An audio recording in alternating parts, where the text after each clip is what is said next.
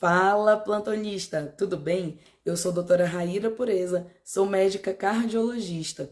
Minha área de atuação é a cardiologia intensiva e eu estou aqui por mais um episódio do Vivências em Emergências.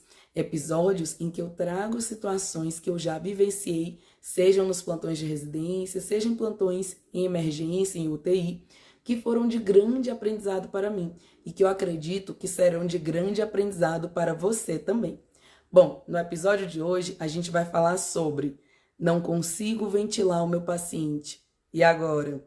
Gente, quando estamos diante de um paciente com um quadro de desconforto respiratório ou mesmo de insuficiência respiratória, primeiramente a gente tenta chegar rapidamente ao diagnóstico sindrômico para assim instituir a terapêutica adequada e tirar o paciente daquela situação que muito provavelmente ele evoluiria para óbito se nada fosse feito, né? Ele evoluiria para uma parada cardiorrespiratória.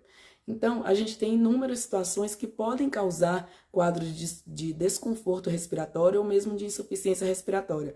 Por exemplo, edema agudo de pulmão, quadros de broncoespasmo, sejam eles a asma, DPOC exacerbado, situações de SARA, infecção sistêmica, sepse, que cursa com SARA, e dentre outras situações. E a gente sempre tem que tentar identificar rapidamente e trazer a terapêutica adequada. Bom, agora eu vou contar a situação que eu vivenciei. Eu estava em uma situação em que o paciente apresentava uma insuficiência respiratória aguda por conta de um broncoespasmo.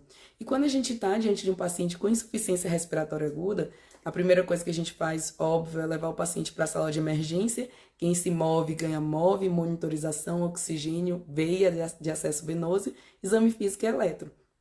Então, levamos o paciente para a sala de emergência e eu auscultei o paciente. Eu vi que ele estava em insuficiência respiratória, taque dispneico, desaturando e fui auscultar. A ausculta, gente, é fundamental, porque ali você já mata o diagnóstico. Muito provavelmente você vai conseguir algum diagnóstico ali, porque grande parte das causas de insuficiência respiratória no pronto-socorro, elas cursam ou com edema agudo de pulmão, em que você vai auscultar estertores crepitantes, muitas vezes até ápice, mas nem sempre, ou cursam com broncoespasmo, asma, DPOC, e aí você vai auscultar a sibilo. Quando o paciente está em insuficiência respiratória, você ausculta e não tem som nenhum, aí você pensa, ai meu Deus, e agora? Né? Que situação que é essa insuficiência respiratória? Será que é um edema agudo de pulmão de um paciente com IC crônica, que ele nem cursa com tanto estertor assim? Será que é um paciente com TEP? Né? Será que é um paciente que tem outro mecanismo para essa insuficiência respiratória? Então você sempre fica ali, né, querendo saber o porquê, já que a ausculta não te trouxe essa resposta. Bom, na minha situação, realmente era um broncoespasmo, tá? Então eu já auscultei aqueles sibilos, né? Já dava para ver que ele estava com tempo expiratório prolongado e na ausculta ele tinha sibilos ins e expiratórios. Era bem grave o broncoespasmo dele e no finalzinho da expiração ele ficava meio silencioso, já evoluindo para quase um pulmão silencioso ali.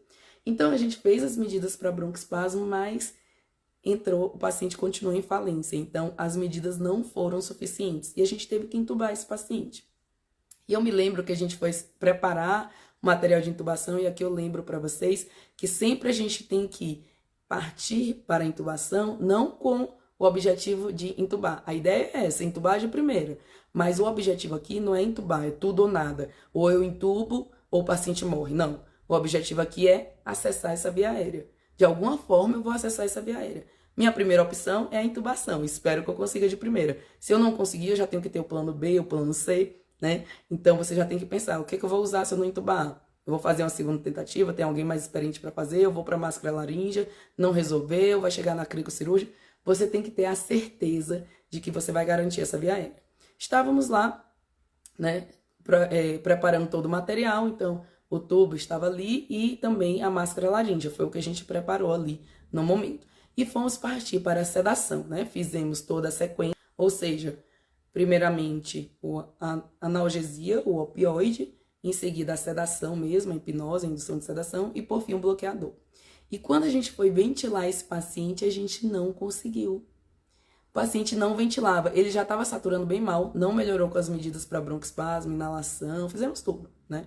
Tetrabutalina também, corticoide, etc. E a VNI não melhorou. E aí ele já partindo de uma saturação ali de 86, 84, quando a gente bloqueou, ele foi caindo em queda livre, a gente não conseguia ventilar. E eu vendo aquilo ali, aquela saturação caindo, e eu, ai meu Deus, e agora o que eu vou fazer? E o que eu fiz naquele momento, com a pouca experiência que eu tinha, tentei melhorar ali um pouquinho, né? Segurar com as duas mãos e outra pessoa ambusar, que é uma das técnicas que você usa quando você não ventila o paciente, e a saturação continuava caindo em queda livre. Então ela foi caindo, chegou em 70, 65, 60, e a gente não conseguia realmente ventilar o paciente. Então eu entreguei o ambu, peguei o laringo e entubei o paciente. Graças a Deus eu entubei rapidamente e consegui entubar. Mas eu pergunto para vocês, essa é a melhor saída? Não é. Hoje eu vejo o que eu deveria ter feito naquela situação, né? Existiam outras etapas que eu deveria ter tentado melhorar a minha ventilação com bolsa, válvula, máscara, antes de partir propriamente para a laringoscopia.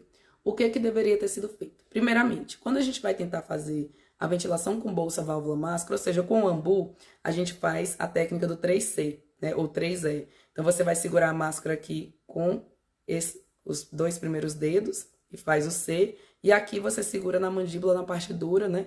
E você realmente estende um pouquinho a cabeça do paciente, você libera a via aérea e você ambusa, né? Faz a ventilação. Se isso não resolver, aí foi o que eu fiz. Eu fiz a técnica de segurar com as duas mãos, então faz 2 Cs aqui em volta da máscara e esses outros 3 dedos aqui na mandíbula para tentar realmente acoplar melhor a máscara e liberar mais a via aérea. E outra pessoa ficou ambusando para mim. Mesmo assim, eu não consegui ventilar. O que dava para eu ter tentado fazer? Ter tentado fazer a manobra de anteriorização da mandíbula para realmente liberar essa via aérea. Ele deve ter tido queda de língua, né? Então, aquelas chin lift, jaw crush, dava para ter tentado. Outra coisa que dava para eu ter tentado também, passar a cânula orofaríngea, a boa e velha Guedel. Porque, gente, ventilar o paciente é substancial, é importante. Eu poderia ter tentado melhorar a minha técnica de ventilação ainda com o dispositivo bolsa, válvula, máscara. Isso porque, gente, imagina se eu não tivesse conseguido entubar de primeira. O paciente continuou em queda livre de saturação. Quando eu passei o tubo, e olha que foi rapidinho, eu passei o tubo, já conectei, começamos a ambusar, ele ainda estava em queda livre, chegou a menos de 60 de saturação. Se tivesse tido que fazer uma segunda tentativa, esse paciente poderia cair mais ainda a saturação e parar por hipóxia. Então, a gente tem que garantir uma boa ventilação, se for essa sequência que você está usando de intubação.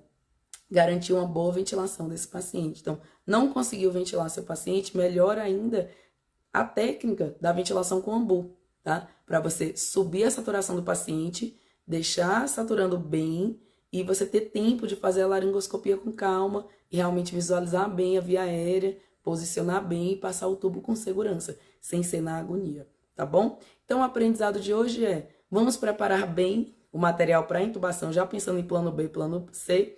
E o segundo aprendizado, que é o principal que eu quis trazer aqui, é tente melhorar a sua ventilação com o dispositivo bolsa, válvula, máscara, com o ambu, tá? Porque isso vai ser o primordial para você não ter que fazer uma intubação às pressas e se tiver que fazer uma segunda tentativa, pode ser que esse paciente pare por hipóxia e aí vai complicar tudo. Então, tenta realmente otimizar, melhorar a sua técnica da ventilação antes de partir para a laringoscopia, certinho?